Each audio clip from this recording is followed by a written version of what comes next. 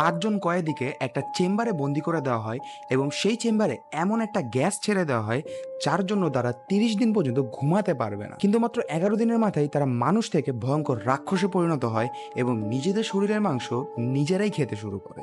শুনতে অবিশ্বাস্য হলেও আমি কোনো মুভির ঘটনা বলছি না, এইটা একটা মর্মান্তিক এক্সপেরিমেন্ট যেটা করা হয়েছিল রাশিয়াতে।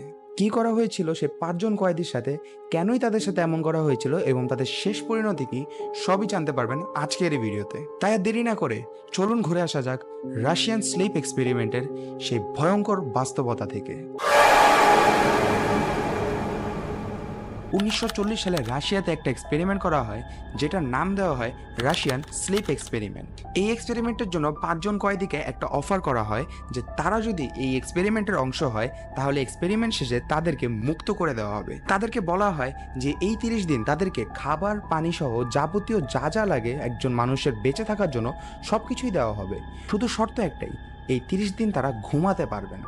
মাত্র 30 দিন না ঘুমিয়ে থেকে জেল থেকে মুক্তি পেয়ে যাবে ভেবে তারা সকলেই সেই এক্সপেরিমেন্টের জন্য রাজি হয়ে যায়।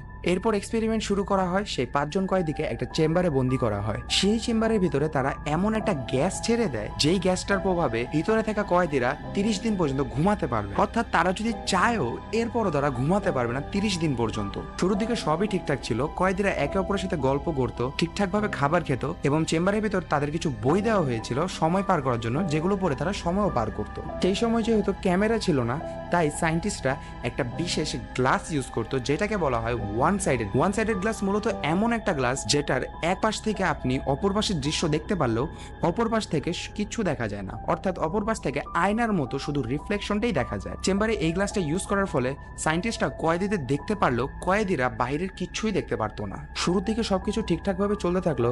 1 সপ্তাহ পর কয়েদিরা একে অপরের সাথে কথা বলা বন্ধ করে দেয় এবং তারা নিজেরাই কি যেন একটা গুনগুন করতে থাকে। এবং ঠিক তারপর 11তম দিনে একজন কয়েদি অস্বাভাবিক আচরণ শুরু করে দেয়। সে প্রচন্ড জোরে চিৎকার করতে থাকে এবং রুমের এক মাথা থেকে অন্য মাথায় প্রায় 3 ঘন্টা ধরে দৌড়াতে থাকে। সায়েন্টিস্টরা এই বিষয়টা লক্ষ্য করছিলই, ঠিক এমন সময় হঠাৎ করে সেই কয়েদিরা শব্দ পাওয়া যায় না। চেম্বার পুরো স্তব্ধ হয়ে যায়। পরবর্তীতে সায়েন্টিস্টরা সিদ্ধান্ত নেয় তারা ভিতরে গিয়ে চেক করবে এবং ভিতরে গিয়ে চেক করার পর তারা দেখতে পায় যে সেই কয়েদির ভোকাল কর্ড ফেটে গিয়েছে। অর্থাৎ সে এত জোরেই চিৎকার করছিল তার ভোকাল কর্ড ফেটে এখন সে আর কথা বলতে পারে না। আর সব থেকে আশ্চর্যজনক ব্যাপার হচ্ছে এই বিষয় নিয়ে ভিতরে থাকা অন্য কয়েদিদের কোনো রিয়াকশনই ছিল না, মানে তাদের এটাতে কিছু আশাই যায়। 11তম দিনে এরকম একটা অ্যাক্সিডেন্ট হলেও 15তম দিন সায়েন্টিস্টদের জন্য ছিল আরো বেশি ডিফিকাল্ট, কারণ 15তম দিনে কয়েদিরা খুবই অস্বাভাবিক আচরণ করতে শুরু করে। তারা তাদের রুমের ভিতরে থাকা বইগুলোর পাতা ছিঁড়ে তাদের রুমের ভিতরে পড়ে থাকা মলমূত্রের সাথে মিক্স করে সেই গ্লাসে লাগিয়ে দেয়, যেই গ্লাসের মাধ্যমে সায়েন্টিস্টরা তাদেরকে দেখছিল।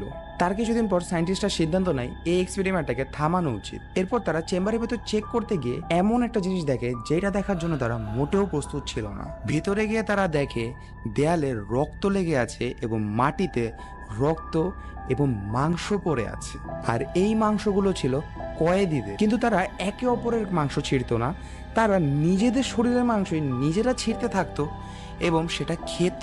অর্থাৎ তারা নিজেদেরই শরীরের মাংস স্বজ্ঞানে নিজেরাই ছিঁড়ছিল এবং সেটা খাচ্ছিল। আর এমন না যে তাদেরকে খাবার দেওয়া হতো না, তাদেরকে খাবার দেওয়া হতো কিন্তু সেটা তারা খেত না, সেটা রুমের এক কোণায় পড়েছিল।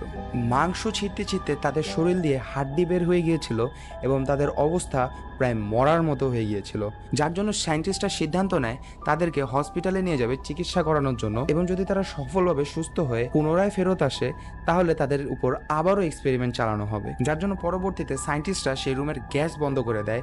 কিন্তু অবাক করা বিষয় হলো গ্যাস বন্ধ করার সাথে সাথেই ভিতরে থাকা কয়েদিরা বলতে শুরু করে, গ্যাস বন্ধ করো না, গ্যাস চালু করো, আমরা এই রুম থেকে বের হতে চাই না, আমাদেরকে মুক্ত করো না। এই দৃশ্যটা অনেক বেশি ভয়ঙ্কর ছিল, কারণ কয়েদিরা আর মানুষের মতো দেখতে ছিল না, তারা এখন দেখতে অনেকটা পিচাসের মতো হয়ে গিয়েছিল বা রাক্ষসের মতো হয়ে গিয়েছিল।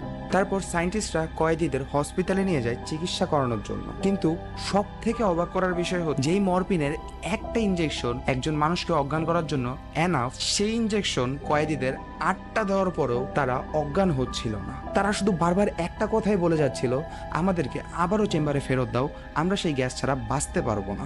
তাদের মধ্যে কিছু কয়েদির অবস্থা এতই খারাপ ছিল যে তাদের অপারেশন করার দরকার ছিল। এরপর ডক্টর তাদের অপারেশন শুরু করে, কিন্তু সব থেকে বেশি ভয়ঙ্কর বিষয় হলো যখন তাদেরকে অপারেশন করা হচ্ছিল তখন তারা অজ্ঞান ছিল না, কারণ মরফিন ইনজেকশনে তারা অজ্ঞানই হচ্ছিল না। কিন্তু সব থেকে ভয়ঙ্কর বিষয় হচ্ছে যখন কয়েদিদের চিকিৎসা করা হচ্ছিল তারা ডক্টরদের দিকে তাকিয়ে ব্যথায় ভয়ঙ্করভাবে হাসছিল।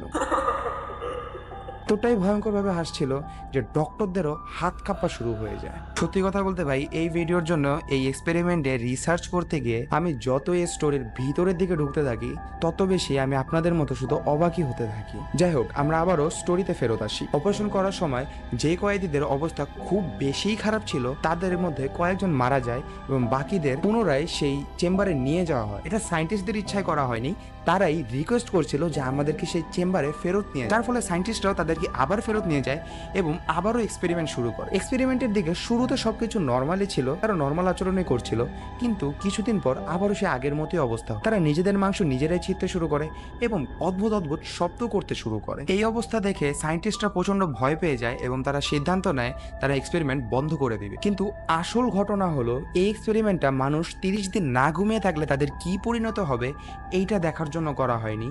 এই এক্সপেরিমেন্টটা আসলে রাশিয়ান একজন কমান্ডারের আন্ডারে পরিচালিত হচ্ছিল। সায়েন্টিস্টরা যখন কমান্ডারকে রিকোয়েস্ট করে এই এক্সপেরিমেন্টটা বন্ধ করা দরকার, তখন কমান্ডার সেই এক্সপেরিমেন্ট বন্ধ তো করেই না, উল্টা আরও সিদ্ধান্ত নেয় কিছু সায়েন্টিস্টদেরকে সেই চেম্বারের ভিতর সে ঢুকিয়ে দিবে যাতে করে তারা আরও কাছ থেকে বিষয়টা বুঝতে পারে এবং এক্সপেরিমেন্টটা আরও দ্রুত কন্টিনিউ করতে পারে। এই কথা শুনে সায়েন্টিস্টদের মধ্যে একজন প্রচণ্ড ভয় পেয়ে যায় এবং সে পিস্তল নিয়ে কমান্ডারকে শ্যুট করে দেয়। কমান্ডারকে শ্যুট করার পরপরই সে সেই চেম্বারের ভিতরে প্রবেশ করে এবং এক এক করে যেই কয়েকজন কয়েদি বেঁচে ছিল তাদেরকেও শ্যুট করে মেরে ফেলে। এখন সায়েন্টিস্টরা বুঝেই গিয়েছিল যে তারা যেহেতু কমান্ডারকে মেরে ফেলেছে এবং তাদের জন্য এই এক্সপেরিমেন্টও ফেল হয়ে গিয়েছে, এই কথা যদি অন্যান্য রাশিয়ান আর্মিরা জানতে পারে তাহলে তাদের বেঁচে থাকার কোনো সম্ভাবনাই নেই। যার জন্য পরবর্তীতে সেই চেম্বারেই সকল সায়েন্টিস্ট নিজেদেরকে শ্যুট করে দেয়। আর এইটাই ছিল রাশিয়ান স্লিপ এক্সপেরিমেন্টের শেষ পরিণতি। কিন্তু এখন প্রশ্ন হচ্ছে,